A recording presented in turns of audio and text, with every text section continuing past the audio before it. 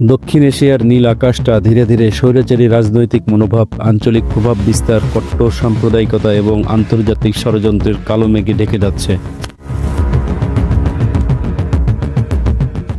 দক্ষিণ এশিয়ার বর্তমান ও ভবিষ্যৎ রাজনৈতিক পরিস্থিতি একটি জটিল এবং পরিবর্তনশীল বিষয়। সাম্প্রতিক ঘটনাবলী এবং আঞ্চলিক ভূরাজনীতি এই অঞ্চলের ভবিষ্যৎ গতিপথ নির্ধারণ করছে। তাছাড়া সন্ত্রাসবাদ, উগ্রবাদী সংগঠন, জাতিগত বিরোধ, সাম্প্রদায়িক সম্প্রীতি বজায় রাখা, গুপ্ত গোয়েন্দা ষড়যন্ত্র, মিথ্যা প্রোপাগান্ডা মোকাবেলা করা এই সবচাইতে কঠিন এবং চিন্তার বিষয়। বিগত এবং বর্তমান রাজনৈতিক পরিস্থিতির আলোকে দক্ষিণ এশিয়ার ভবিষ্যৎ রাজনৈতিক এবং আঞ্চলিক স্থিতিশীলতা কেমন হতে পারে তার একটা সম্ভাব্য ধারণা দেওয়া যেতে পারে। লক্ষ্য করা গেছে, এশিয়ার অনেক দেশেই বর্তমান রাজনৈতিক পরিস্থিতি বেশ অস্থিতিশীল ও দ্রুত পরিবর্তনশীল, যা জনগণের অসন্তোষ এবং ভূরাজনৈতিক প্রতিদ্বন্দ্বিতা দ্বারা চিহ্নিত। কথা বলতে গেলে প্রথমেই সামনে আসে গণ অভ্যুত্থান ও সরকার পতন। সাম্প্রতিক বছরগুলোতে শ্রীলঙ্কা, বাংলাদেশ এবং নেপালের মতো বেশ কয়েকটি দেশে গণ আন্দোলনের মুখে সরকার পতন বা বড় ধরনের রাজনৈতিক পালাবদল ঘটেছে।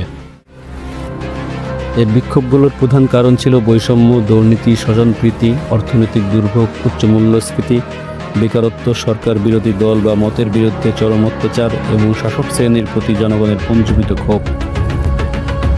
বিশেষভাবে লক্ষ্য করা গেছে যে জেন জি বা তরুণ প্রজন্মর সক্রিয় অংশগ্রহণ এই আন্দোলনগুলোতে গুরুত্বপূর্ণ ভূমিকা রেখেছে।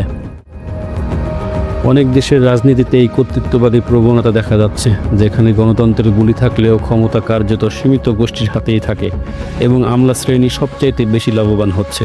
ক্ষমতায় যারাই আসুক না কেন, আমলারা থেকে যাচ্ছে বহাল তবিয়তে, অথচ জনগণের আশা আকাঙ্ক্ষা বাস্তবায়নের ব্যর্থতার জন্য আমলারাও সমানভাবে দায়ী।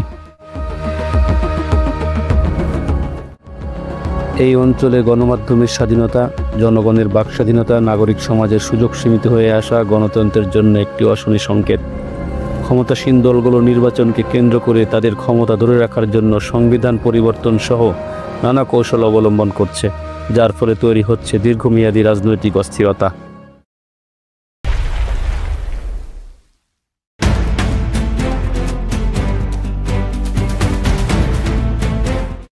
শ্রীলঙ্কার মতো কিছু দেশ গুরুতর অর্থনৈতিক সংকটের সম্মুখীন হয়েছে।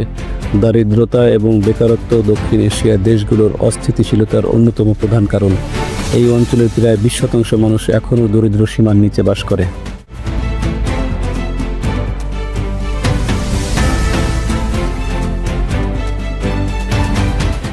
ভারত, পাকিস্তান ও চীনের মধ্যে ভূরাজনৈতিক প্রতিদ্বন্দ্বিতা আঞ্চলিক রাজনীতিকে আরও বেশি জটিল করে তুলেছে। তার সাথে নতুন মাত্রা পেয়েছে পাক আফগান দ্বন্দ্ব। বিশেষ করে চীনের ক্রমবর্ধমান প্রভাবকে মোকাবেলা করতে ভারত আন্তর্জাতিক অংশীদারিত্ব যেমন কোয়াড জোরদার করছে। ছোট দেশগুলো প্রধান শক্তিগুলোর মধ্যে ভারসাম্য বজায় রাখার ক্ষেত্রে কূটনৈতিক চ্যালেঞ্জের মুখে পড়েছে।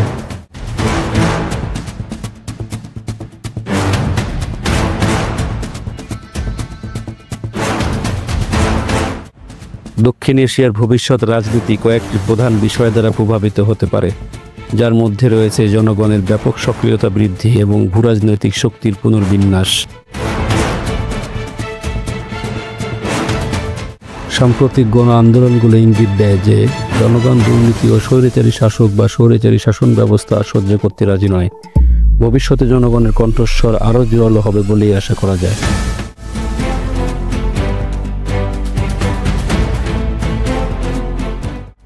সরকারগুলোর উপর সংস্কারের চাপ বাড়বে, বিশেষ করে বিচার ব্যবস্থা, প্রাতিষ্ঠানিক স্বচ্ছতা এবং মানবাধিকার রক্ষার ক্ষেত্রে জনগণ ব্যাপক সোচ্চার হবে। যদি রাজনৈতিক দলগুলো জনগণের আশা আকাঙ্ক্ষা পূরণ না করে, তবে ভবিষ্যতে আরও বড় রাজনৈতিক অস্থিতিশীলতা এবং গণ অভ্যুত্থান ঘটার সম্ভাবনা থেকেই যায়। ভবিষ্যতে এই অঞ্চলের রাজনীতি ভারত পাকিস্তান সংঘাতের চেয়ে ভারত চীন প্রতিদ্বন্দ্বিতা দ্বারা বেশি প্রভাবিত হবে।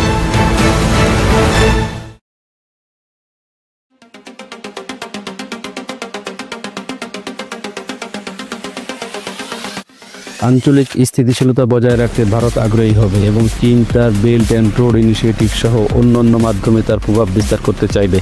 চীন, যুক্তরাষ্ট্র ও অন্যান্য মধ্যপ্রাচ্যের শক্তিগুলো এই অঞ্চলে তাদের প্রভাব বাড়াতে চেষ্টা করবে, যা ছোট দেশগুলোর জন্য নতুন কূটনৈতিক সুযোগ ও চ্যালেঞ্জ তৈরি করবে।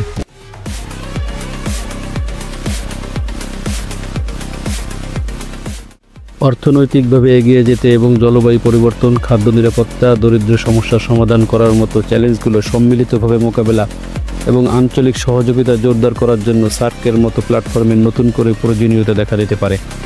যোগাযোগ এবং বাণিজ্য সম্পর্ক উন্নয়নের লক্ষ্যে নতুন আন্তঃসীমান্ত রেল ও বিদ্যুৎ প্রকল্পের মতো উদ্যোগগুলো গতি পেতে পারে, যা দীর্ঘমেয়াদী অর্থনৈতিক সচ্ছলতার দিকে নিয়ে যাবে। ভবিষ্যতে একাধিক পরিস্থিতি তৈরি হতে পারে। রাজনৈতিকভাবে খণ্ডিত এবং কর্তৃত্ববাদী শাসকের অধীনে দেশগুলো জন অসন্তোষকে দমন করে ক্ষমতা ধরে রাখতে চাইবে, যা সময় বাড়ার সাথে সাথে জনগণের গণবিস্ফোরক বোমায় রূপান্তরিত হবে। যদি দেশগুলো আঞ্চলিক সহযোগিতা বাড়ায় এবং জনগণের অংশগ্রহণে মনোযোগ দেয় এবং তরুণ প্রজন্মের নেতৃত্বে যদি গণতান্ত্রিক উদ্ভাবন এবং অন্তর্ভুক্তিমূলক নীতি গ্রহণ করা হয়, তবে এটি জনগণের জীবনযাত্রার মান উন্নত করবে বলেই ধরে নেওয়া যায়।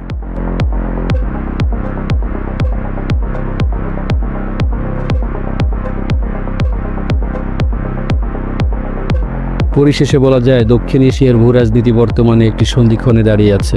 জনগণের ক্ষোভের বিস্ফোরণ এই অঞ্চলে নতুন রাজনৈতিক বার্তা দিয়েছে।